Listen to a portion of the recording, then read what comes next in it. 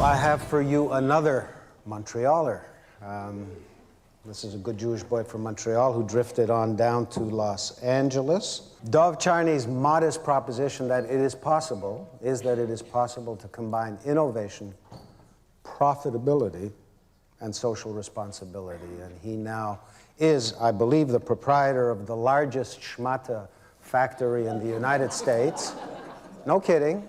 Schmatas, we all wear them, they're essential, they describe our humanity. He pays $20 an hour and gives his employees massages. Dov, tell us how you do it. Thank you, Moses. Can you guys hear me? Wow, this is an amazing system. I don't know how it all happened, but we have the largest sewn products facility in the United States. What's so exciting about it is it's more efficient than a prison in China. Most clothing in the world, although everybody wears clothing and clothing transcends all cultures, most clothing is made in exploitative settings. So what's so exciting about what we're doing in LA is we're figuring out how to make clothing where it doesn't damage people's lives.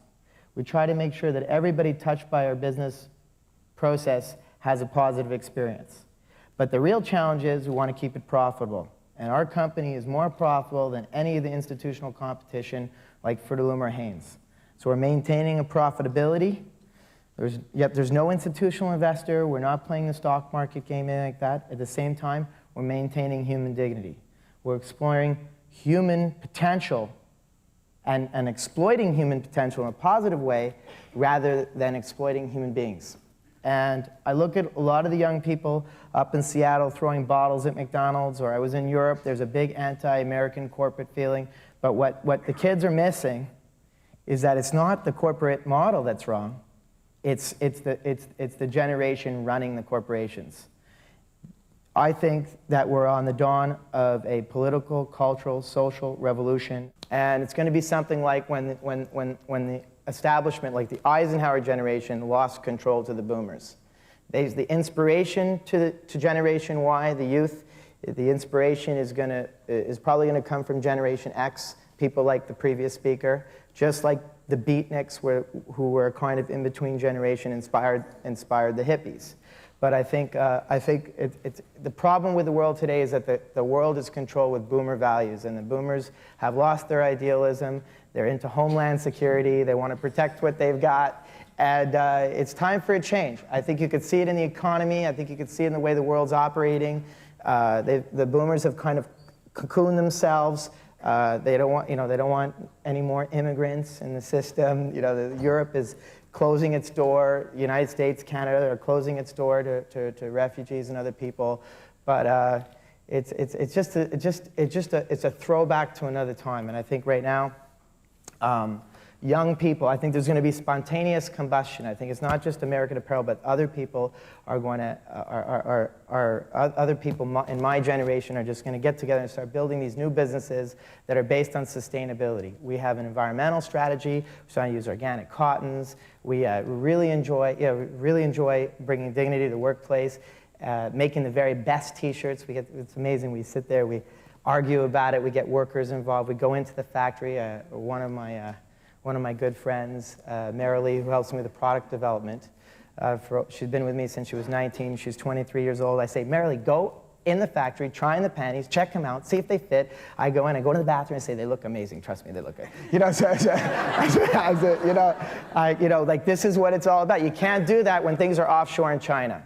And that's not to say that manufacturing, that's not to say, like some people say, well, it's not all about made in USA or made in Canada or made in Germany. I think it's about bringing the work back into the factory, vertically integrating, but then where does that leave the third world?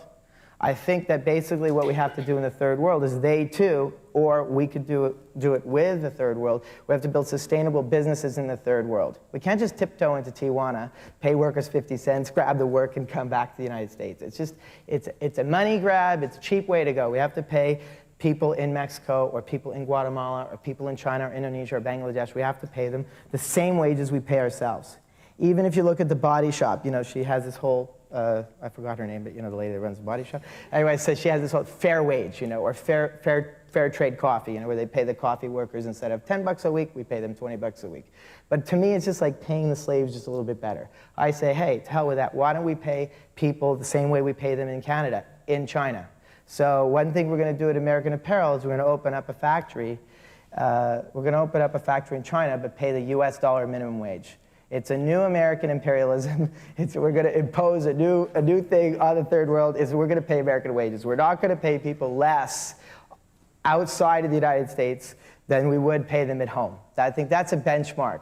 Why should American companies or Canadian companies or British companies, to me it's all the same thing. Why should the industrialized world be able to walk into the third world and underpay workers? And they say, well, the standard of living in these countries is much less, it's much cheaper, but I've been to I had a factory in Mexico and I went to to one of the garment workers' homes, and they don't have hot water, they don't have proper electricity, they don't have proper security. They're going to live like people in Toronto or Montreal or Los Angeles.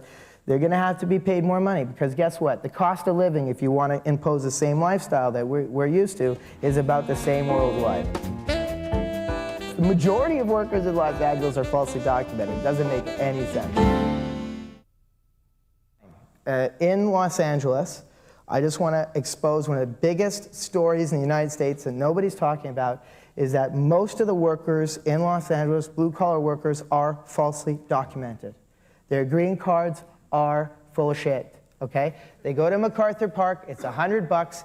Even one of my friends, for a joke, got a green card, okay? It looks exactly like the real green card. You can't even tell the difference. It's $100, you get a green card. You can get a job at McDonald's. You can get a job for the city of LA. No one checks, no one cares. As soon as you got this fake ID, you're ready to go. They have a lot of people here in Toronto probably like, it's so difficult to get a green card. It's like, what a laugh, man. Just come on down to LA, go to MacArthur Park. It's $100, you're in business, all right? I bet you can work as a doctor, It's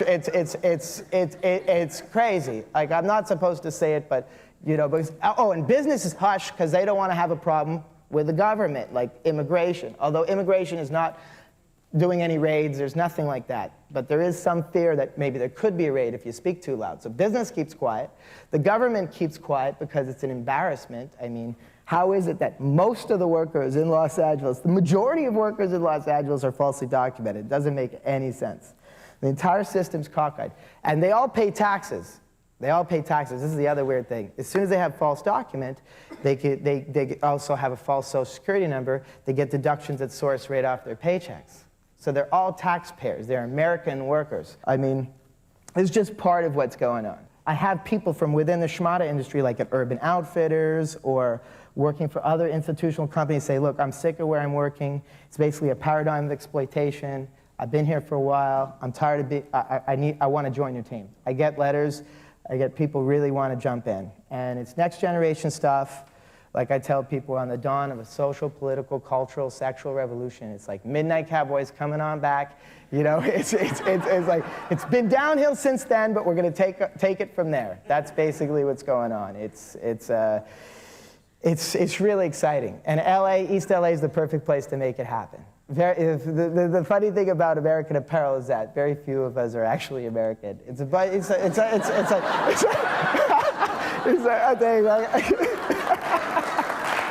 Yeah. I think we got more Canadians there than Americans.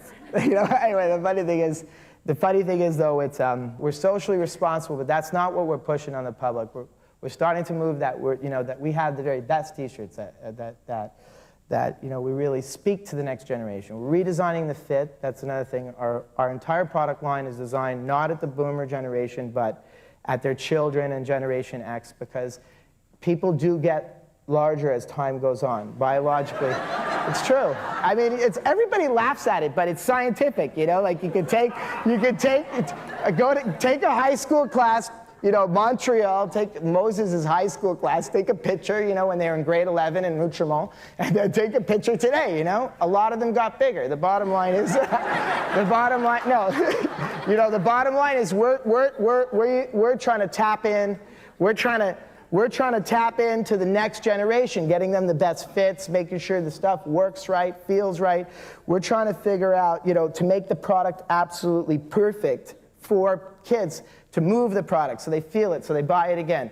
Another thing is we're commodifying style. We're not changing the styles all the time. We're trying to make styles that become uniform of a generation. It's exploitative because if you go to the mall, like if you go to the Gap, it's like every week they got a new setup, it's re-merchandised, they got new products, the products you loved before are gone, there's new stuff, you got to try it on. It's like an odyssey of bullshit, Basically though, it's like there's no commodificate, like there's no memory. They draw you back into the mall. It's extremely expensive, but who pays for it? Who pays for all the malls in Burlington, Ontario, or Burlington, Vermont? They're paid for by third world workers. They're the ones paying for the urban sprawl. All these crazy malls, it's extremely inefficient. Think about it. Remember Levi's cords, those of you that are maybe 35 years old? Am I done? Time's up? I thought it was only like 3 minutes. Anyway, so all right, that's it. Thanks.